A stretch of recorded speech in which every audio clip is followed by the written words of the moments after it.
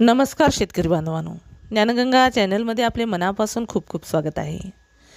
गेल्या 4-5 वर्षानंतर प्रथमच कांद्याला समाधानकारक बाजारभाव मिळू लागला आहे.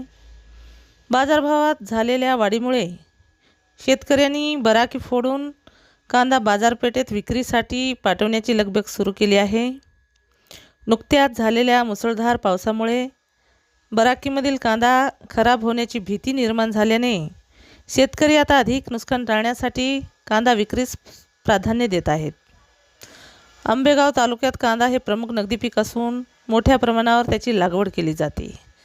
यंदा कांदा काढणीनंतर दीर्घकाळ बाजारभाव अत्यंत कमी असल्याने शेतकऱ्यांना आर्थिक फटका बसला होता. उत्पादन खर्च वाढला असतानाही समाधानकारक दर मिळत नसल्याने अनेक शेतकरी संकटात सापडले होते.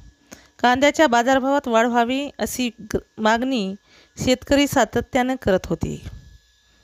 मागील 15 दिवसापासून कांद्याच्या दरात लक्षणीय सुधारणा झाली. काही बाजारपेठांमध्ये कांद्याला प्रति किलो 30 रुपयांहून अधिक दर मिळाला. त्यामुळे बाजारपेठांमध्ये कांद्याची आवक वाढली. त्यानंतर दरात किंचित घसरण झाली असली तरी सध्या प्रति किलो 25 ते 28 रुपये असा समाधानकारक दर मिळत असल्याने शेतकऱ्यांना मोठा दिलासा मिळाला आहे. दरम्यान गेल्या आठवड्यात सलग झालेल्या जोरदार पावसाचा कांदा साठ्यावर मोठा परिणाम झाला. अनेक ठिकाणी शेतामध्ये पाणी साचले तर काही शेतकऱ्यांच्या बराकी आणि आरणीमध्ये पावसाचे पाणी शिरल्याने कांदा सडण्यास सुरुवात झाली.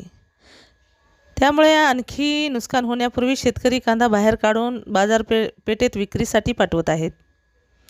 पावसामुळे गोड नदीला आलेल्या पुराचा फटका पारगाव परिसरातील अनेक शेतकऱ्यांना बसला. पुराचे पाणी शेतामध्ये शिरल्याने कांद्याच्या बराकींनाही धोका निर्माण झाला.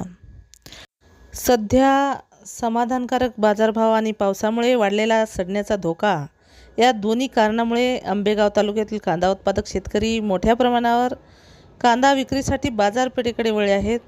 पुढील काही दिवसात बाजारात कांद्याची आवक आणखी वाढण्याची शक्यता व्यक्त केली जात आहे.